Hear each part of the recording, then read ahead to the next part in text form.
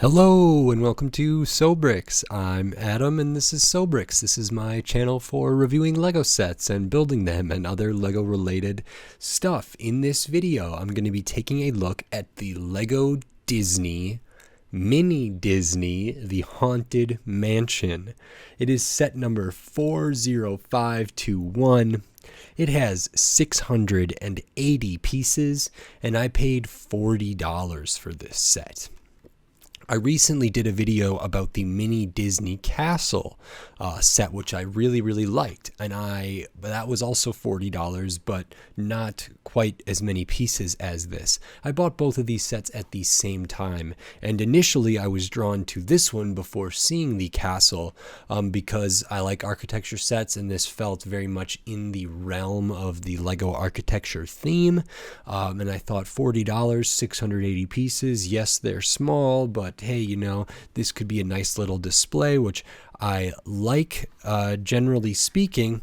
And then I ended up seeing the Mini Disney Castle and got both of them. I ended up liking the Disney Castle a little bit more, and I do address that a bit in that video, and I'll talk about it a bit in this video too. But in this video, I'm going to be taking a look at this set, talking about what I like, what I don't like, just giving a general review for it. So the first thing we can take a look at is this minifigure. Now, I do believe this minifigure is exclusive to this set, and it's okay. It's the Haunted Mansion Butler. I really like the detail in the sunken eyes there. The expression here is generally good. The hair is good. Nice little suit and some details, some kind of subtle striping in the vest area. No printing on the arms, midsection, or the legs, so that could be better there, but the torso print's generally okay.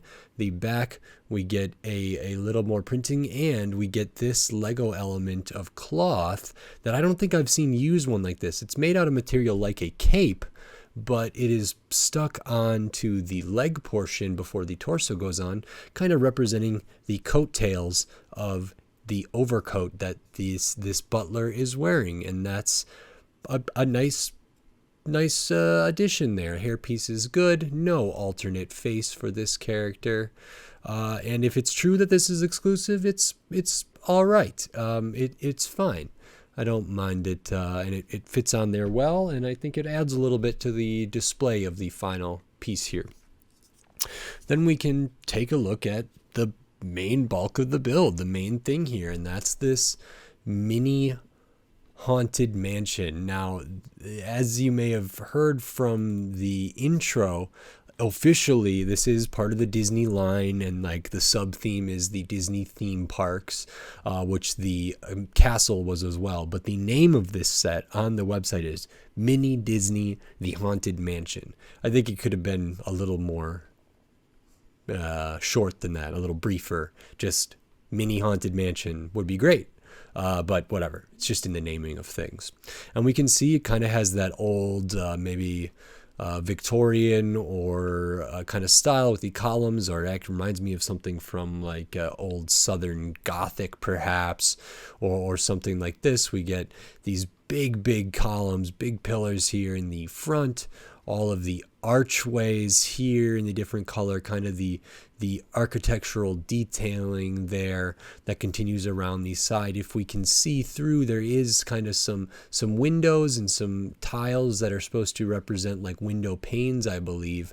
At the side here, we can see all of those different things. So that's like a clear tile, or a clear plate rather, between two other plates stuck onto the side of a different piece there.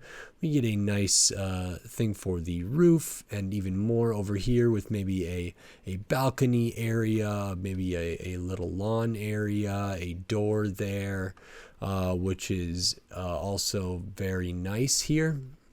Up on top, we have some more like columns or pillars. Use of a bunch of these white clip elements that give a really cool effect for like an architectural detail there, which is really nice. Then we have the top here with this spire piece and some ingots and some disc pieces, which is similar to the actually some of the construction on the mini Disney castle.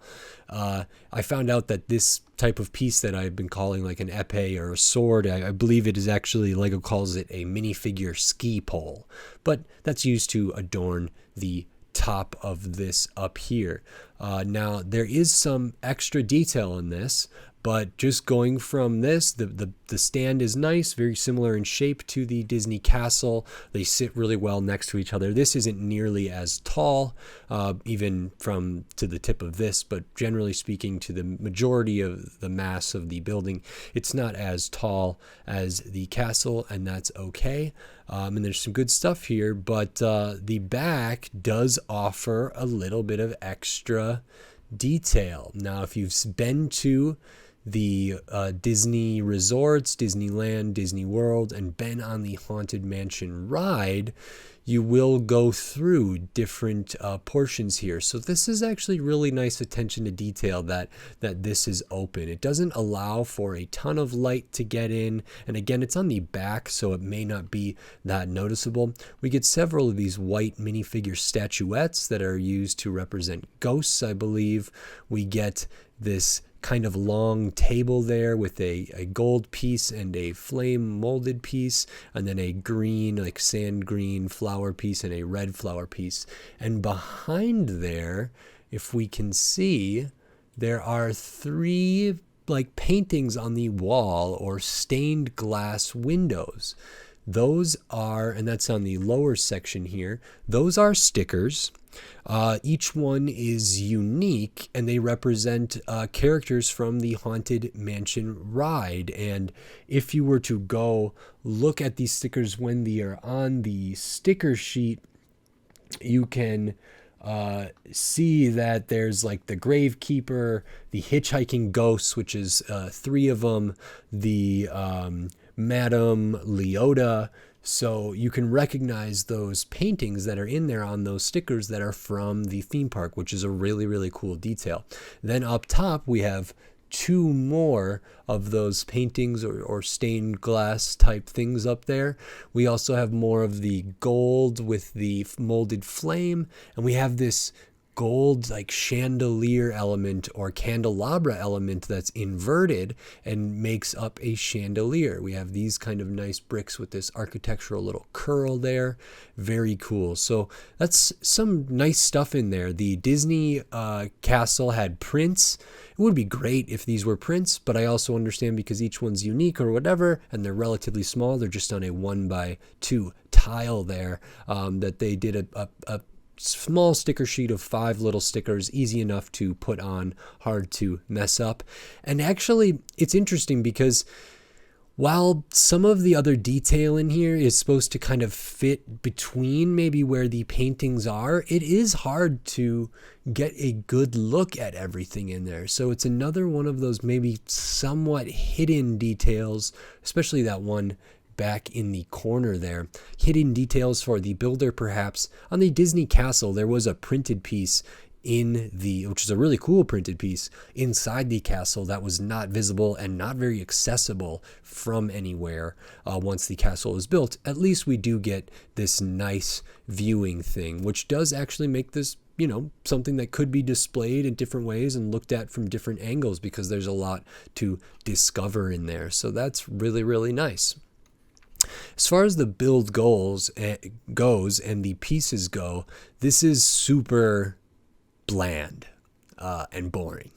A lot of white, a lot of gray, dark bluish gray, some light bluish gray.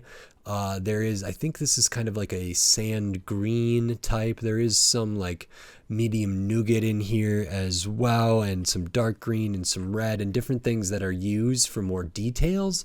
But the majority of every kind of outside thing here is is very drab, and maybe that fits. I think it does fit. It fits with the expression on the butler for sure, but it does fit, I suppose, with the theme of the Haunted Mansion and replicates how the Haunted Mansion at the Disney parks look and maybe the movies. So I get that it's maybe accurate in that sense, but very, very boring visually, especially compared to the castle that had those, you know, satin transparent colors and all the gold. This has a lot of bleh colors. The other thing is not too many unique pieces in here. The other Disney set had, I think, a lot more unique pieces. There's so much repetition in here. You do basically the same thing with these same kind of pieces over and over and over, and that's true on like this front and the side here to an extent. But looking at this other side, I pointed out these kind of like windows and these shutter elements here, how those are all stuck to these kind of, I think they're brick and 2/3 high with the studs on a stud on the top and 2 studs on one of the sides there. And you do this with just a white brick, 3 plates, and a plate and a tile, and you make so many of those. It's so repetitive and so monotonous and so boring that it made the build really uninteresting for me, and I think it makes the final model look fine, but also kind of reflects how uninteresting it all is.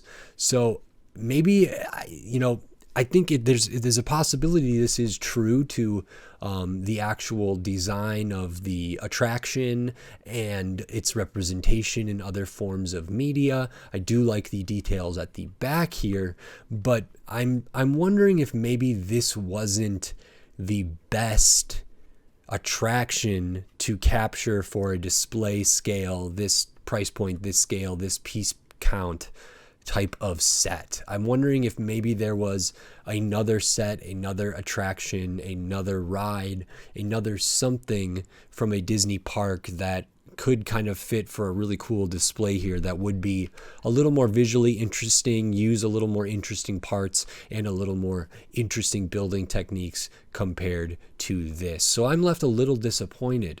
As far as value goes, $40 for 680 pieces and that one minifigure that it may be exclusive. I think it is.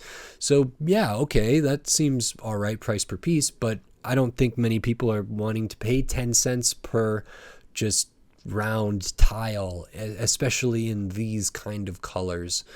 So it does leave a lot to be desired there.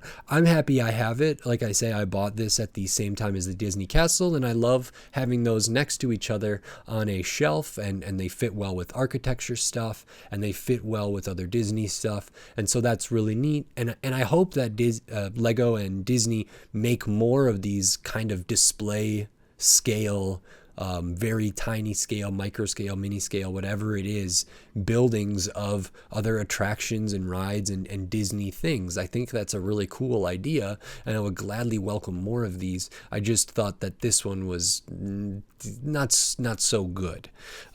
We can take a look at the extra pieces here. I believe I have all of them, and all of them in the right color. It was a little bit of a pain to try to hunt these down, but I have them. So we get an extra molded fire piece, extra ski pole, extra of the white minifigure statuette, some transparent just clear pieces, so a little bit of the pearl gold in there, one piece of medium nougat, some dark green, and some stuff. So pretty standard, a good amount of extra pieces just because there's so many tiny pieces in this set.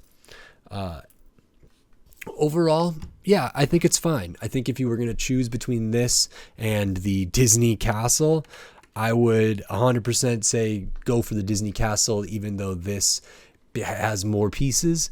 It's just not nearly as interesting as the other one there. So while I think it's fine, I'm happy I have it. It is a little bit of a letdown. So I think it could be better. And like I say, I hope for more of these kind of sets in the future because I think they are a great idea, even if this wasn't the best example of that idea. So it's still okay. If you like this video, consider giving it a like, and if you like the content on my channel, consider subscribing to it so you can stay up to date on all the Lego videos I will be doing in the future. And if you are interested and you haven't seen it already, feel free to go back and watch my review and overview of the mini Disney castle that I referenced in this video, and I referenced this set in that video. So I will put that link in the description. And until next time, thanks. Bye.